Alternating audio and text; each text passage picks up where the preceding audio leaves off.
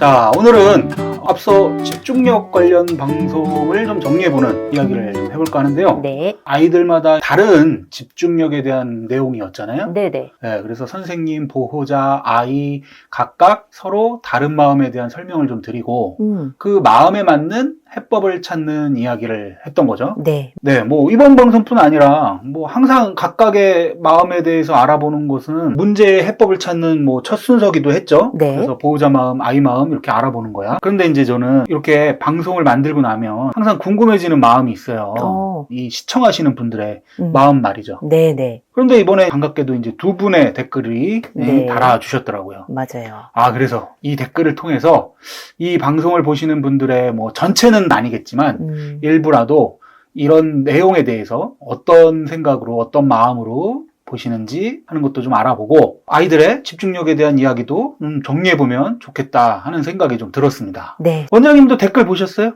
네, 봤어요. 이렇게 생각하시는 분들도 있구나라는 생각도 들고, 다 보고 쓰신 게 맞겠지? 하는 생각이 들기도 하고. 네, 그랬습니다. 저랑 함께 일하시는 선생님께서도 좀 뭐랄까 약간 속상해 하신달까 안타까워 하신달까 하는 듯한 느낌으로 이제 이 댓글에 대해 이야기하시더라고요. 그렇군요. 네, 근데 이제 전 반가웠거든요. 네. 네, 시청하는 분들의 마음을 알 수 있으니까. 네. 왜 이런 차이가 있는지 한번 댓글을 읽어봐 주시죠. 네, 첫 번째 댓글은요. 무책임한 우쭈쭈 내 아들 하는 오은영식 교육이 애들 망치는 지름길. 뭔 집중하고 싶어 딴짓인가요? 수업 시간에 수업에 집중하도록 지도해야지. 에휴 하는 내용입니다. 네. 이게 이제 일단 표면적으로는 한심하다 하는 듯한 이제 표현이니까 네네. 저랑 일하시는 선생님께서도 이제 조금 속상하기도 하고, 그런 내용 아닌데 하면서 안타깝기도 한 기분이 드셨다고 하신 것 같아요. 원장님도 네. 뭐, 이분이 다 보신 게 맞나? 뭐 이런 생각 드셨다고 그랬잖아요. 네, 맞아요. 네, 근데 이제 저는 이런 표면적인 글보다도, 이분이 작성하신 이분의 이런 네. 마음이 좀 느껴졌거든요. 주어진 일에 충실하게 열심히 하려고 애쓰고 노력하는 마음으로 지내시는 분이겠구나 하는 마음이 좀 느껴지지 않으셨어요? 그런가요? 인생에 지름길이 어딨어. 뭔 마음 같은 한간소리야. 열심히 성실히 노력해서 할 수 있을 때 가능한 효율을 높여가야지. 이런 마음이실 것 같아요, 제 생각에는. 네.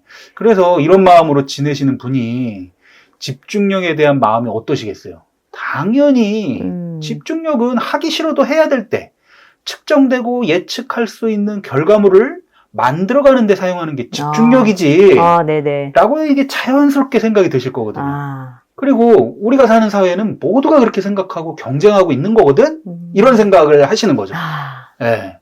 그러니까 이제 제가 이 친구가 집중하고 싶어서 산만한 거다 라고 하는 말에 공감이 되시겠어요?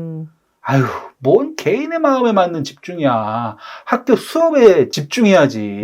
하기 싫어도 해야 하는 걸 하는 게 집중이지. 라는 생각이 드시는 게 당연한 거죠. 네네. 그리고 이제 뭐 이분이 말씀하신 이 오은영식 교육이라는 게 제가 뭔지는 모르겠는데 이런 성향의 분들이 이제 마음이라는 소리를 들으면 대부분 한가한 소리 하네.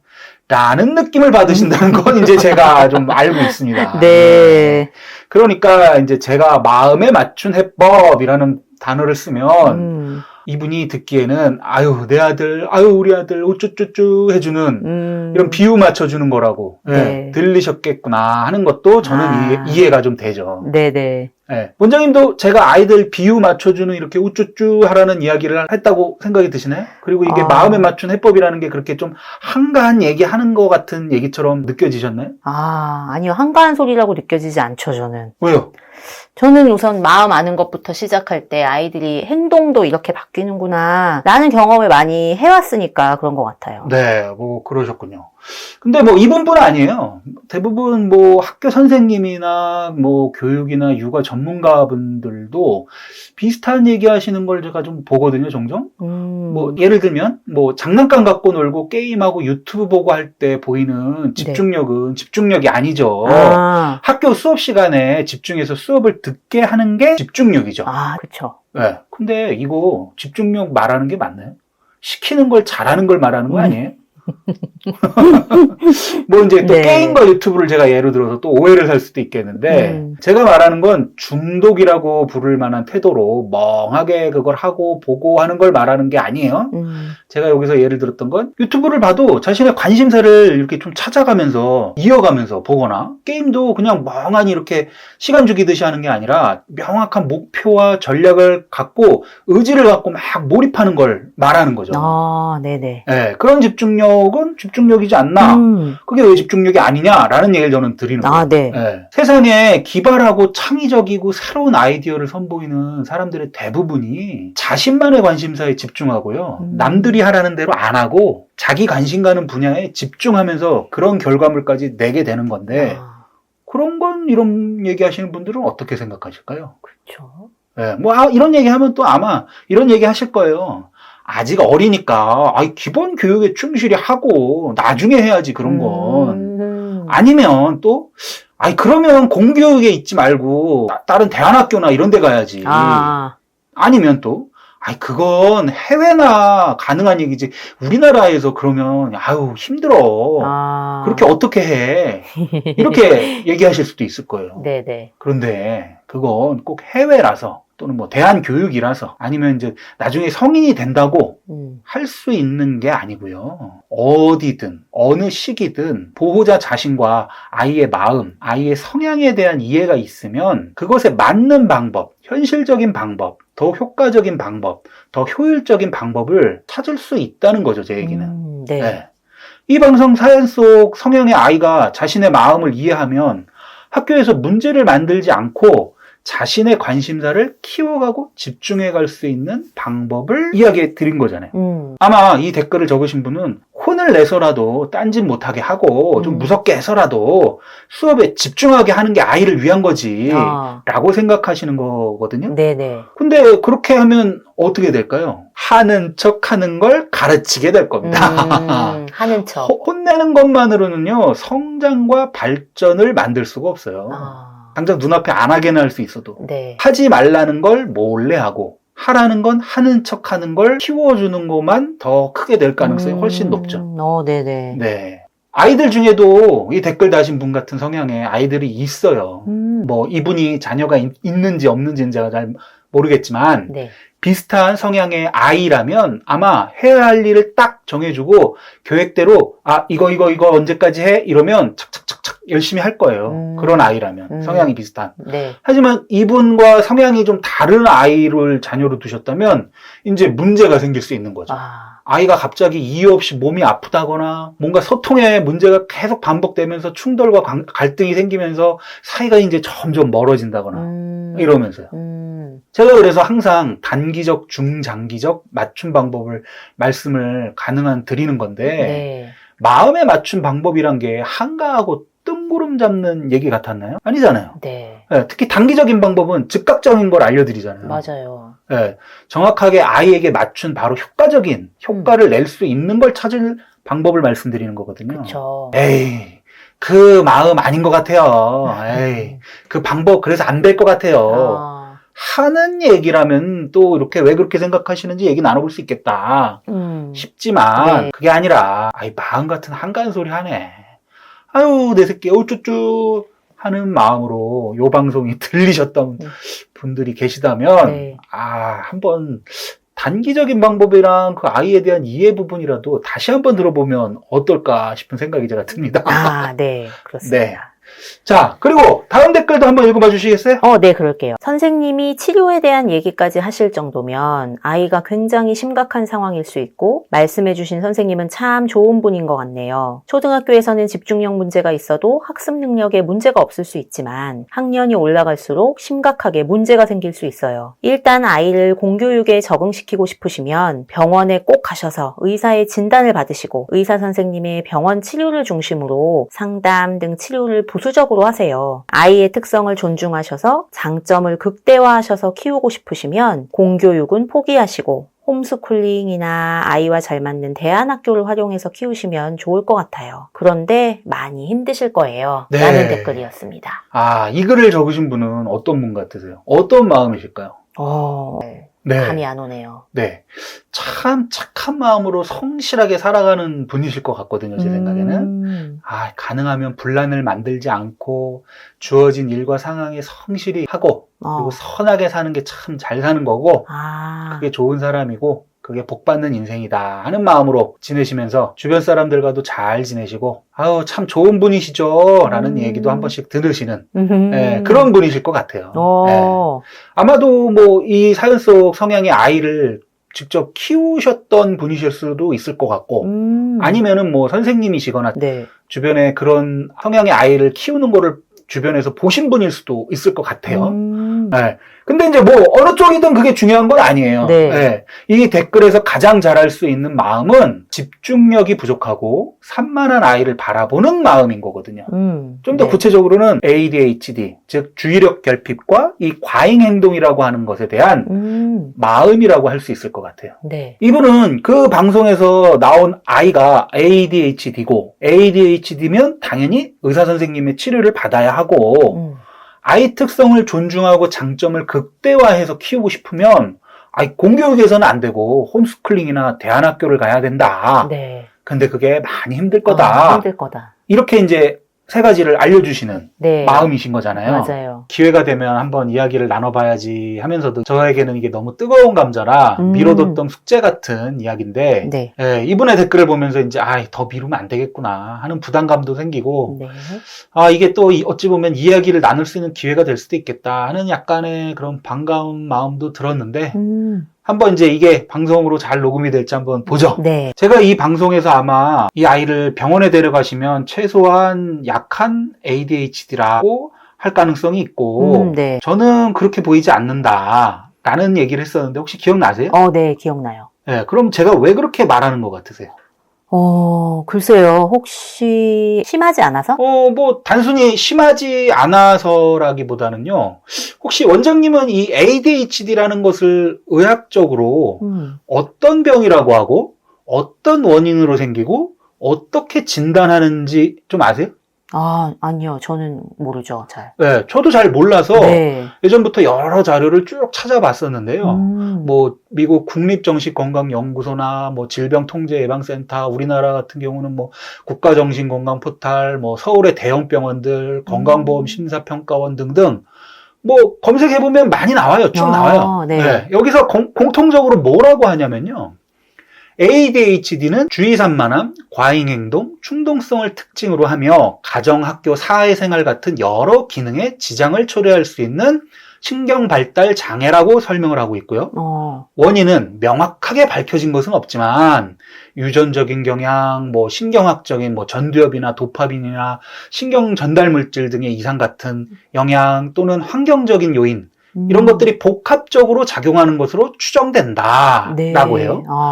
그리고 진단 방법은 의사의 면담, 행동평가 척도나 설문지, 가정과 학교에서의 모습, 부모나 교사의 지속된 관찰 내용 등등을 통해서 진단을 한대요.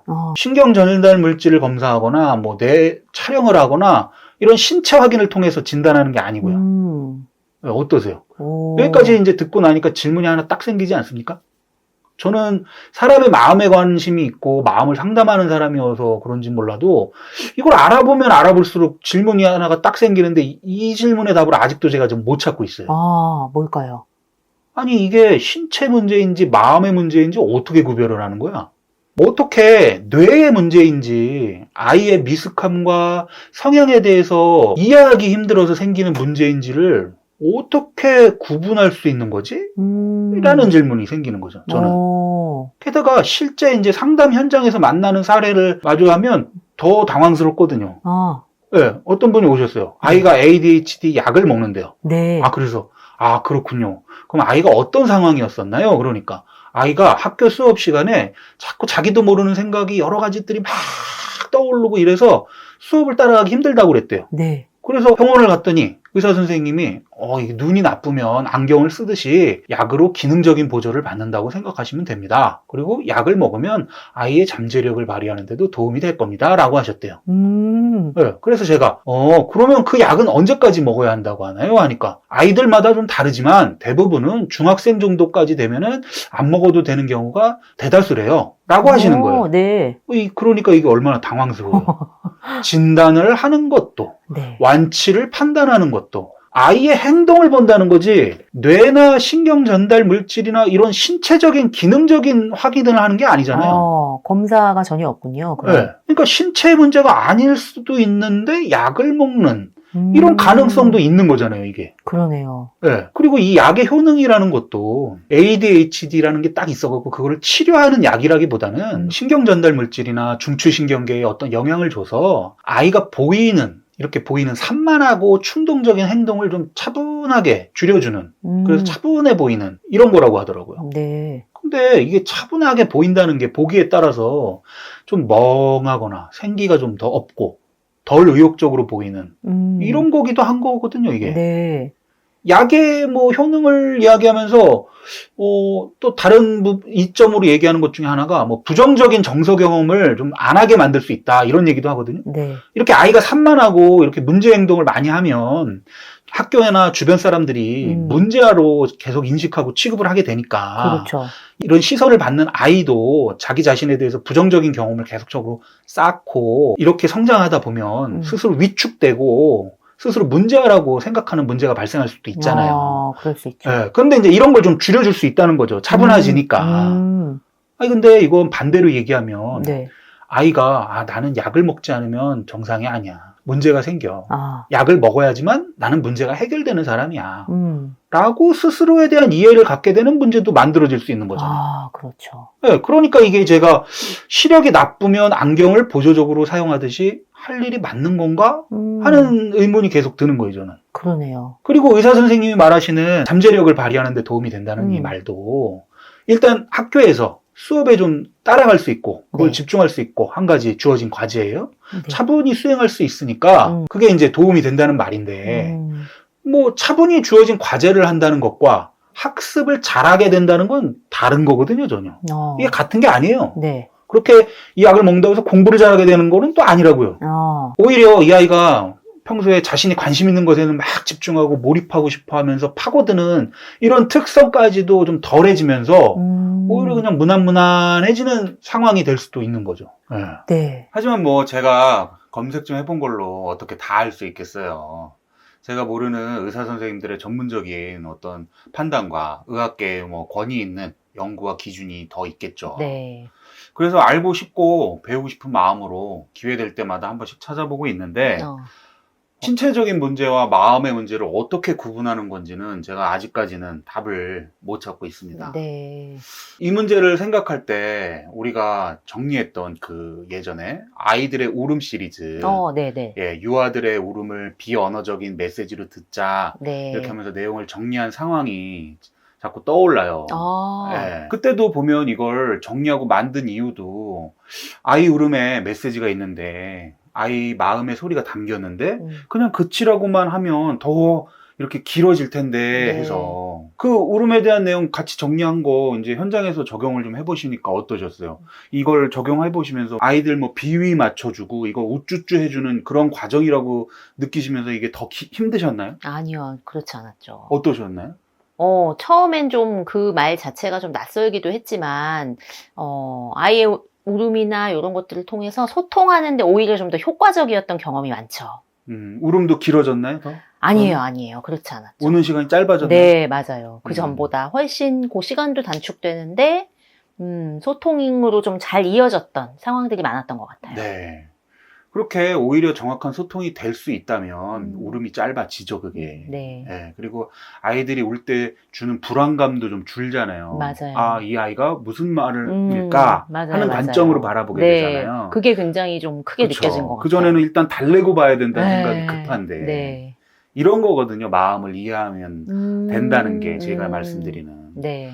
뭐 이 댓글 달린 방송의 고민 사연이었던 학생의 사연도 그런 거였잖아요. 산만하고 충동적이고 막 선생님 설명하는데 막 아 그거 이상하게 설명해요 선생님 이러고 뭐 교실 밖을 나간다거나 막 이런 행동. 네네. 그 행동의 메시지, 즉 마음의 메시지가 저는 느껴졌고 이 아이의 미숙함과 이 아이의 성향에 대해서 주변에서 이해를 못하고 있어서 생기는 문제로 좀 보였거든요.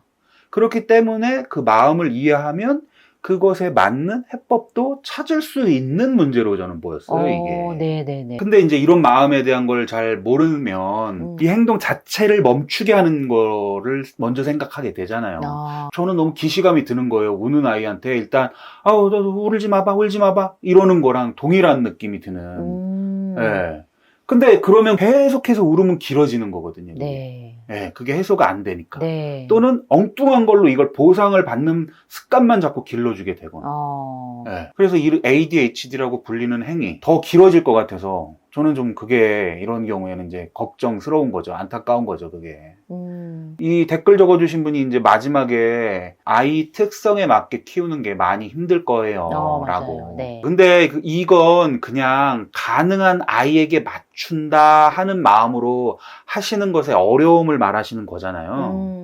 마음에 대한 이해가 없는 상태로 뭐 대안학교를 가거나 홈스쿨링을 하는 식으로 상황과 환경을 이 아이에게 그냥 맞추는, 바꾸는 걸 하는 게 쉽지 않을 거다. 네. 그게 어려울 거다. 라는 말이시거든요, 이 말은.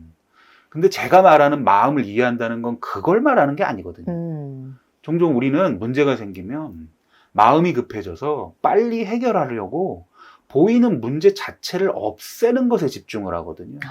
이분도 그 얘기예요, 지금. 네. 학교의 공교육에서 그거 할 수 없어. 대안학교 가야 돼. 홈스쿨링 해야 돼. 이 아이 특성에 맞추는 거, 이 아이만을 위한 어떤 환경을 만들어줘야 돼. 얘만 생각해 줄 수 있는 상황을 만들어줘야 되는 거야. 그럼 얼마나 힘들겠어? 이 얘기신 거거든요. 그렇군요. 네. 네. 그런데 마음의 문제는요, 속도보다는 방향이거든요. 제대로 된 해법의 방향을 아시면, 그러니까 이 경우에는 이 아이의 마음, 그리고 보호자의 마음, 함께 상황 속에서 만나는 사람들의 마음, 그러니까 선생님의 마음이 되겠죠? 네. 그 마음들을 각각을 이해하게 되면 생각보다 수월하게 해볼 수 있는 방법이 보여요. 저는 그걸 말씀을 드린 거예요. 네, 제가 심리 상담하는 사람이고 사람의 말과 행동을 보고 들으면 그 이면의 마음에 대해서 생각해 보는 게 좀 훈련이 되어 있으니까 네. 그 당사자도 인식하지 못하고 있는 마음이 느껴지기도 그래서 하는데 보통 이런 것들에 대해서 어렵잖아요. 마음을 맞아요. 안다는 게. 네. 이분만이 아니라 대부분 이렇게 보시는 것 같아요. 네. 네, 많은 분들이. 네. 예, 이게 마치 우는 아이의 울음을 그치게 하고 싶은 마음이 1차적으로 팍 드는 것처럼 이 문제를 마주하면 그 마음이 급하게 들거든요. 네. 이 위기 사인으로 들리기 때문에 응급 사인으로 들리고. 네. 예, 그런 마음에 대해서 좀 나눠볼 수 있는 시간을 가져봤는데 네. 좀 설명이 된 것 같으세요? 어떠세요? 네. 네. 아이들의 울음에 대해서 이야기를 할 때도 이게 아이의 성향과 마음을 아는 것이 참 중요하구나라는 것들을 느꼈었는데 오늘 이야기를 통해서 이렇게 ADHD로 보이는 행동에 대해서도 아이의 성향이나 마음을 아는 것이 중요할 수 있겠구나라는 생각이 들었습니다. 네, 그렇게 한 번쯤 마음에 대해서, 성향에 대해서 생각해 보는 것도 필요도 있겠구나라는 것들이 잘 전달이 됐다면 다행인 것 같습니다. 그럼 오늘 여기까지 하시죠. 네. 예, 수고하셨습니다. 감사합니다. 감사합니다.